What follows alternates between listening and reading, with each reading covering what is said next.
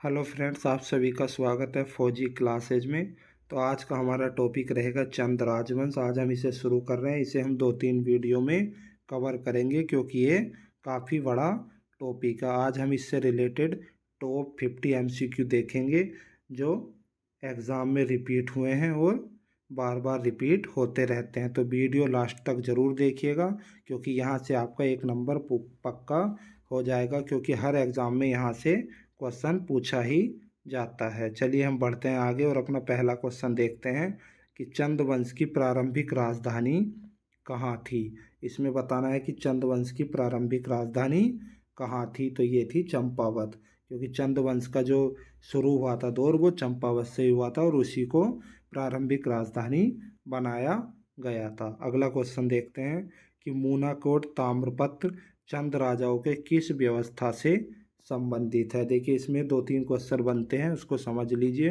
पहला तो मूनाकोट ताम्रपत्र कहाँ से मिला है, तो ये पिथौरागढ़ से मिला है, इसको भी नोट कर लीजिएगा। और ये किन राजाओं से संबंधित है, तो ये चंद राजाओं से संबंधित है। अभी क्वेश्चन में पूछा है कि मूनाकोट ताम्रपत्र चंद राजाओं की किस व्यवस्था से संबंधित है, तो ये कर व्यवस्था से संबंधित है। इसमें जो है चंद राजाओं की कर व्यवस्था के बारे में बताया गया है। आगे बढ़ेंगे।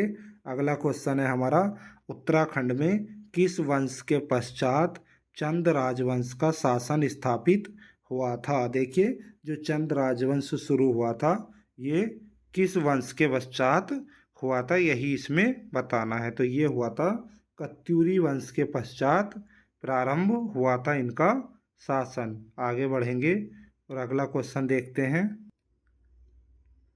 यह चंद वंश की प्रशासनिक भाषा क्या थी। देखिए प्रशासनिक भाषा यानी राजकाज की भाषा। तो चंद वंश की जो प्रशासनिक भाषा थी वो थी कुमाऊनी भाषा। याद रखिएगा, ये राइट आंसर इसका ऑप्शन बी है।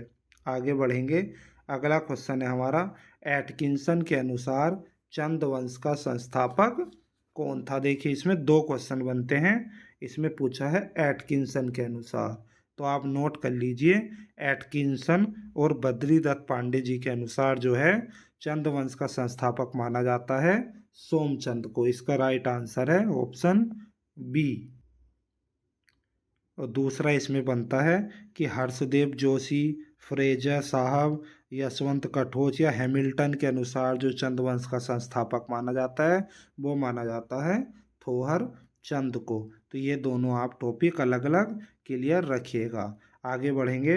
अगला क्वेश्चन है हमारा कि उत्तराखंड के इतिहास को सर्वप्रथम किसके द्वारा प्रस्तुत किया गया था। सबसे पहले जो उत्तराखंड का इतिहास था वो किसने लिखा था, तो वो लिखा था एटकिंसन ने लिखा था। याद रखिएगा, इसके बाद जो भी इतिहास लिखे गए हैं उसमें ज़्यादातर एटकिंसन के इतिहास की ही पुनरावृत्ति को किया गया है, पुनरावृत्ति की गई है। आगे बढ़ेंगे। अगला क्वेश्चन है हमारा, चंद वंश से संबंधित विजयबम का मंझेड़ा ताम्रपत्र कहाँ से प्राप्त हुआ है। तो ये प्राप्त हुआ है चंडाक। चंडाक यानी पिथौरागढ़। चंडाक पिथौरागढ़ से मंझेड़ा ताम्रपत्र प्राप्त हुआ है और ये जो है विजयबम, जो चंद वंश से संबंधित विजयबम का ये ताम्रपत्र है। अगला क्वेश्चन देखते हैं। अगला क्वेश्चन है हमारा, देखिए कि चंद वंश की द्वितीय राजधानी कहाँ थी। अब देखिए प्रारंभिक राजधानी हमने देख ली थी आगे पीछे कि चंपावत इनकी प्रारंभिक राजधानी थी। अभी बताना है चंद वंश की द्वितीय राजधानी कहाँ थी, तो ये थी अल्मोड़ा में। आगे हम पढ़ेंगे। सबसे पहले जो है चंपावत में राजधानी बनाई थी, फिर बालो कल्याण चंद एक राजा हुआ, उसने जो है राजधानी को चंपावत से अल्मोड़ा स्थानांतरित किया था। ये भी आगे क्वेश्चन आएगा। अभी फिलहाल देख लीजिए कि चंद वंश की जो द्वितीय राजधानी थी वो अल्मोड़ा थी। आगे बढ़ेंगे। अगला क्वेश्चन है हमारा कि उत्तराखंड में सोमचंद के आगमन के समय किस कत्यूरी नरेश का शासन था। देखिए अभी हमने पढ़ा कि कत्यूरी जो है कत्यूरी वंश के पश्चात ही चंद वंश का स्थापना हुई थी। तो उस समय लास्ट जो कत्यूरी नरेश था वो था ब्रह्मदेव। ऑप्शन बी इसका एकदम करेक्ट आंसर है। आगे बढ़ेंगे और अगला क्वेश्चन देखते हैं। अगला क्वेश्चन है हमारा कि चंपावत में राजबुंगा नामक किले का निर्माण किसने करवाया था। देखिए चंपावत में जो राजबुंगा किला बनवाया था वो बनवाया था सोमचंद ने। ऑप्शन ए इसका करेक्ट आंसर है। आगे बढ़ेंगे। अगला क्वेश्चन है हमारा, सोमचंद के समय डोटी का राजा कौन था? ये एग्जाम में पूछा गया क्वेश्चन है। जब सोमचंद शासन कर रहा था उस समय डोटी का राजा कौन था? तो राइट आंसर है ऑप्शन बी, जयदेव मल। आगे बढ़ेंगे और अगला क्वेश्चन देखते हैं कि सोमचंद के सेनापति का क्या नाम था? सोमचंद के सेनापति का नाम बताना है। तो सोमचंद के सेनापति का नाम था कालू तड़ागी। ऑप्शन ए इसका एकदम राइट आंसर है। बढ़ेंगे आगे। अगला क्वेश्चन है हमारा, किस चंद शासक ने रेशम उत्पादन प्रारंभ किया था? बताना है सबसे पहले जो है किस चंद शासक ने रेशम उत्पादन प्रारंभ किया था? तो वो था इंद्र चंद। ऑप्शन सी इसमें एकदम करेक्ट आंसर है, याद रखिएगा। सारे क्वेश्चन फ्रेंड्स मोस्ट इंपॉर्टेंट आने वाले हैं इसमें, तो वीडियो लास्ट तक देखिएगा। और अगर वीडियो पसंद आए तो लाइक शेयर कर देना और चैनल को सब्सक्राइब कर लेना, क्योंकि हम ऐसे ही सारे इसमें इतिहास और उत्तराखंड के संपूर्ण जीको को क्वेश्चन आंसर के रूप में कवर करेंगे, जो आपको काफ़ी समय तक याद रहेगा। अगला क्वेश्चन है हमारा कि किस चंद शासक को उसके प्रशासनिक कार्यों के लिए मौलिक पंडित कहा जाता है? मोस्ट इम्पोर्टेंट क्वेश्चन है, ये एग्जाम में पूछा गया था। किसे मौलिक पंडित कहा जाता है? तो राइट आंसर है इसका ऑप्शन ए, सोमचंद को उसके प्रशासनिक कार्यों के लिए मौलिक पंडित कहा जाता है। अगला क्वेश्चन है हमारा कि किस चंद शासक ने चीन से व्यापारिक संबंध स्थापित किए थे? ऐसा चंद शासक कौन था जिसने चीन से व्यापारिक संबंध स्थापित किए थे? तो वो था इंद्रचंद। ऑप्शन डी इसका राइट आंसर है।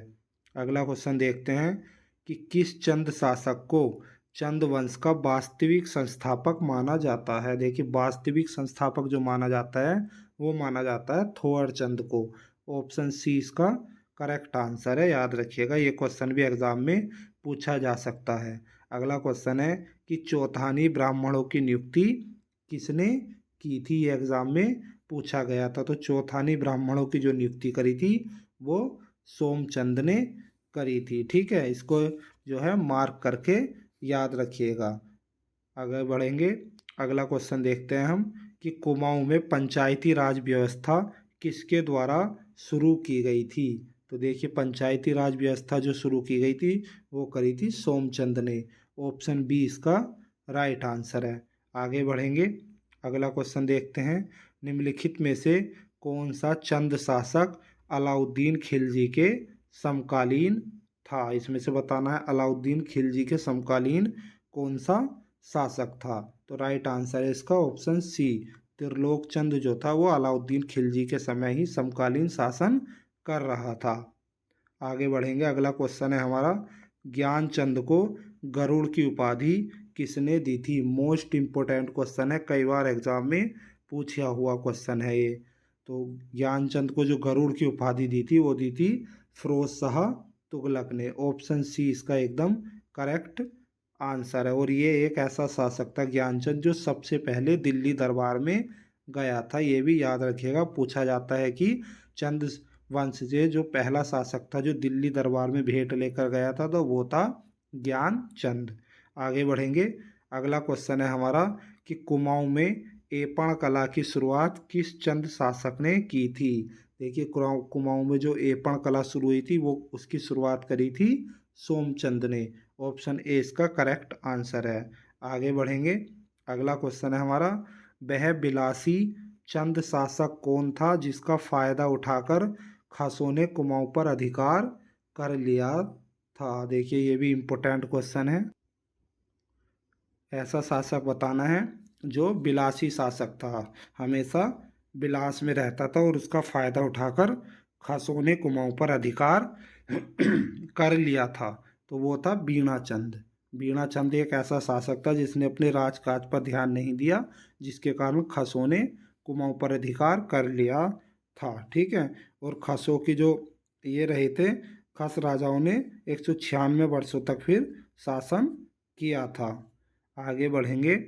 अगला क्वेश्चन देखते हैं कि चंद वंश का सबसे पहला अभिलेख वह सबसे पुराना अभिलेख किस चंद शासक का था? देखिए इसमें दो क्वेश्चन है, सबसे पहला अभिलेख और सबसे पुराना अभिलेख बताना है किस शासक का प्राप्त हुआ था। तो ये प्राप्त हुआ था अभय चंद का, याद रखिएगा।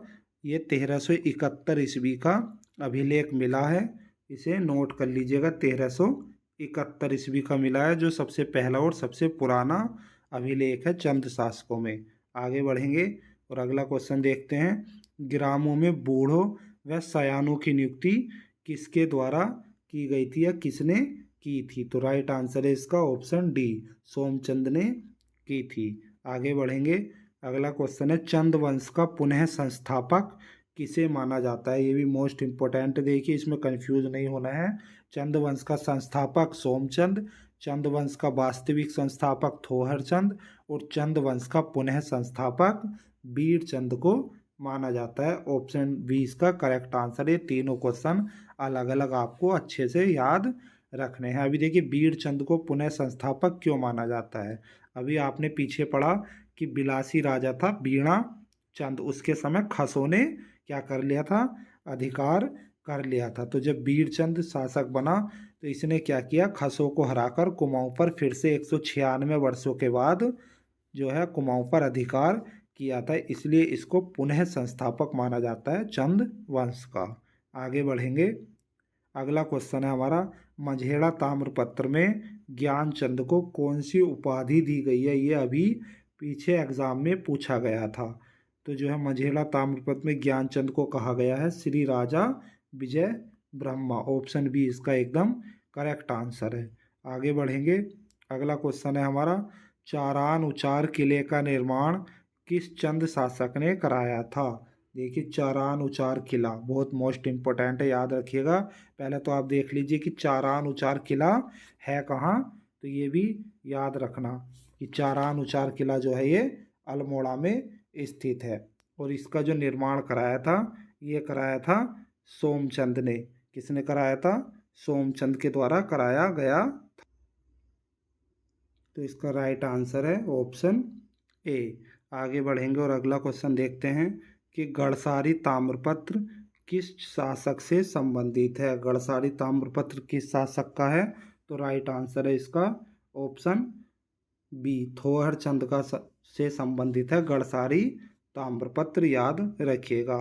आगे बढ़ेंगे, अगला क्वेश्चन है हमारा कि डोटी पर अभियान चलाने वाला पहला राजा कौन था? देखिए डोटी जो है कौन सा राज्य था उस समय? जो है ये उत्तराखंड से ऊपर लगा हुआ सोर या सीरा से लगा हुआ जो नेपाल का राज्य था वो डोटी कहलाता था।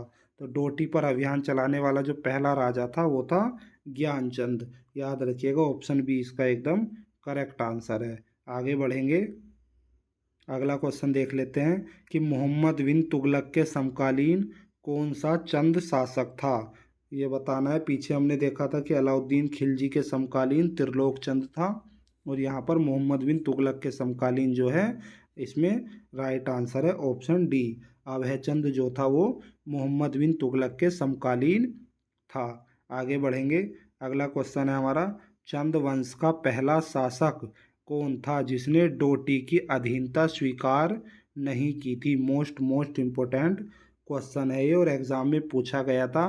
चंद वंश का पहला शासक बताना है जिसने डोटी की अधीनता स्वीकार नहीं की और उससे अपने आप को स्वतंत्र घोषित किया था। तो वो पहला राजा था ऑप्शन बी, भारती चंद इसका राइट आंसर है। देखिए क्या होता था, जो ये चंद शासक थे ये मांडलिक राजा हुआ करते थे, ये डोटी को नियमित रूप से कर भेजते थे, लेकिन भारती चंद ने ऐसा करने से मना कर दिया था और अपने आप को स्वतंत्र घोषित किया था। तो इसका राइट आंसर है ऑप्शन बी। आगे बढ़ेंगे, अगला क्वेश्चन है हमारा चंपावत स्थित बालेश्वर मंदिर का निर्माण किसने करवाया था? तो देखिए चंपावत में बालेश्वर मंदिर का जो निर्माण करवाया था ये करवाया,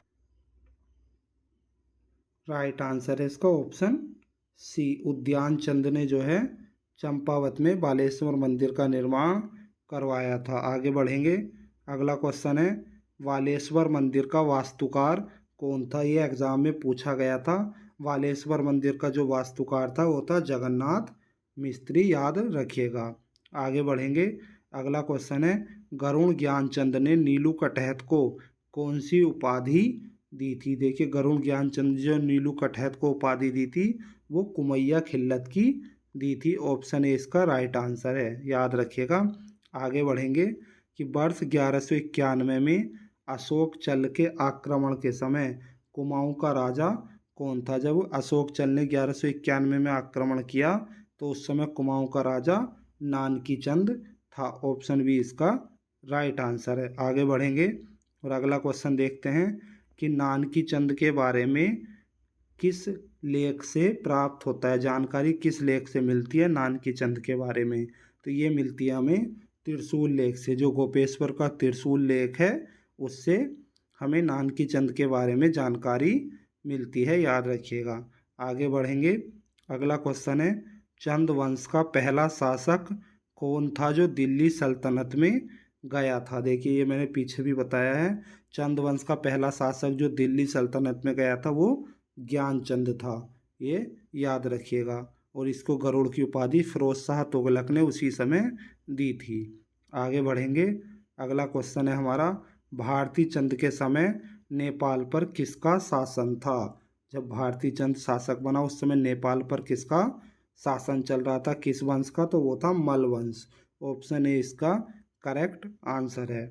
आगे बढ़ेंगे, अगला क्वेश्चन है हमारा कि मल्ल राजा कुमाऊं को क्या कहते थे। जो मल्ल राजा नेपाल पे शासन कर रहे थे वो कुमाऊं को पर्वत डोटी कहते थे। ऑप्शन ए इसका राइट आंसर है। आगे बढ़ेंगे और अपना अगला क्वेश्चन देख लेते हैं कि रैका राजा किसे कहा जाता है। देखिए ये भी पूछा गया था, रैका राजा किसे कहा जाता है। तो जो मल होते थे जो नेपाल में शासन कर रहे थे उन्हीं को रैका राजा कहा जाता था, याद रखिएगा, ये पूछा जा सकता है एग्जाम में। आगे बढ़ेंगे कि डोटी पर सफल आक्रमण करने वाला पहला चंद शासक कौन था। देखिए सफल आक्रमण सबसे पहले डोटी पर किसने किया था, तो वो भारती चंद ने किया था, याद रखिएगा, ठीक है। आगे देखते हैं, अगला क्वेश्चन है हमारा कि कटककली प्रथा को किस चंद शासक ने शुरू किया था। देखिए ये मोस्ट इम्पोर्टेंट है, इसको स्टार कर लीजिएगा। जो कटककली प्रथा को किस शासक ने शुरू किया था, तो वो किया था भारती चंद ने। जब भारती चंद ने डोटी पर अभियान चलाया था तो उसी समय ये प्रथा सामने आई थी। इस प्रथा में क्या होता था, इसमें बिना शादी के किसी भी महिला को घर में रख लिया जाता था। और इसी के पश्चात एक जो है उत्तराखंड में नई जाति की उत्पत्ति हुई थी। कौन सी जाति थी, नायक जाति। ये भी आगे आपको क्वेश्चन मिलेगा, याद रखिएगा। आगे बढ़ेंगे, अगला क्वेश्चन है हमारा कटककली प्रथा से किस जाति की उत्पत्ति हुई थी। अभी आपको बताया, तो ये जो उत्पत्ति हुई थी नायक जाति की उत्पत्ति हुई थी, क्योंकि उस समय जो है युद्ध के समय जो सैनिक होते थे वो बिना शादी के किसी भी औरत को अपने घर में रख लिया करते थे। तो जो ये नायक थे एक तरीके से अवैध संतान थे सैनिकों की, जो चंद सैनिक थे उनकी अवैध संतान इन्हें माना जाता है। आगे बढ़ेंगे, अगला क्वेश्चन है हमारा गढ़वाल पर आक्रमण करने वाला पहला चंद शासक कौन था। देखिए जो गढ़वाल पर सबसे पहले जो आक्रमण किया था चंद शासकों में वो किया था कीर्ति चंद ने। ऑप्शन सी इसका एकदम राइट आंसर है। आगे बढ़ेंगे, अगला क्वेश्चन देखते हैं कीर्ति चंद ने पवार वंश के किस शासक से युद्ध किया था। यानी सीधा क्वेश्चन है कि जब कीर्ति चंद ने गढ़वाल पर आक्रमण किया तो उस समय राजा कौन था या पवार वंश का उस समय शासक कौन था, तो वो था अजयपाल। अजयपाल जो है पवार वंश का संस्थापक था और उसी से कीर्ति चंद ने युद्ध किया था, जिसमें कीर्ति चंद जो है ये जीत जाता है, ये भी याद रखिएगा। आगे बढ़ेंगे, अगला क्वेश्चन है हमारा चंपावत से शासन करने वाला अंतिम चंद शासक कौन था। देखिए क्वेश्चन को समझिएगा, चंपावत से शासन करने वाला जो अंतिम चंद शासक था वो भीष्मचंद था। उसके बाद क्या हुआ था, राजधानी जो है वो अल्मोड़ा स्थानांतरित हो गई थी और जो अल्मोड़ा स्थानांतरित की थी वो बालो कल्याण चंद ने करी थी। इसलिए चंपावत से अंतिम शासक जो था शासन करने वाला वो भीष्मचंद था। आगे बढ़ेंगे, अगला क्वेश्चन है हमारा कि किसके द्वारा चंद वंश की राजधानी चंपावत से अल्मोड़ा स्थानांतरित की गई थी, ये भी मोस्ट इम्पोर्टेंट है। तो जो स्थानांतरित की गई थी ये अभी बताया बालो कल्याण चंद के द्वारा स्थानांतरित की गई थी। इससे पहले भीष्मचंद ने भी राजधानी को चंपावत से अल्मोड़ा स्थानांतरित करने के लिए सोचा था, लेकिन उससे पहले ही उसकी क्या हो जाती है, मृत्यु हो जाती है, निधन हो जाता है। उसके पश्चात जो है बालो कल्याण चंद राजधानी को चंपावत से अल्मोड़ा स्थानांतरित करता है। आगे बढ़ेंगे। अगला क्वेश्चन है हमारा, मुगलों को खुश करने के लिए बालो कल्याण चंद ने राजधानी का नाम क्या रखा था। देखिए ये जो बालो कल्याण चंद था ये जो है शासन मुगलों की तरह करना चाहता था, इसलिए इसने अपने राज दरबार को मुगलों की भांति ढालने की कोशिश की थी। उसी के क्रम में इसने जो अपनी राजधानी का नाम रखा था अल्मोड़ा में, वो आलमनगर रखा था। ऑप्शन बी इसका एकदम करेक्ट आंसर है। आगे बढ़ेंगे कि अल्मोड़ा में खगमरा किले का निर्माण किसने करवाया था। ये भी मोस्ट इम्पोर्टेंट है, ये पूछा जाता है क्वेश्चन। खगमरा किले का जो निर्माण करवाया था ये करवाया था भीष्मचंद ने। ऑप्शन सी इसका एकदम करेक्ट आंसर है, याद रखिएगा। भीष्मचंद ने जो है खगमरा किले का निर्माण करवाया। आगे बढ़ते हैं और अपना लास्ट क्वेश्चन आज का देख लेते हैं कि बीरबल के पुत्र को अपना पुरोहित किस चंद शासक ने घोषित किया था। तो बीरबल के पुत्र को अपना पुरोहित बनाया था रुद्रचंद ने। ऑप्शन डी इसका एकदम करेक्ट आंसर है। तो फ्रेंड्स वीडियो पसंद आया तो लाइक शेयर कर देना और चैनल को सब्सक्राइब कर लीजिए, क्योंकि यहाँ पर आपको ऐसी ही वीडियो मिलती रहेंगी जो आपको काफ़ी लंबे समय तक क्वेश्चनों को याद रखने में मदद करेंगी। चलते मिलते हैं नेक्स्ट टॉपिक के साथ नेक्स्ट वीडियो में। तब तक के लिए जय हिंद जय भारत।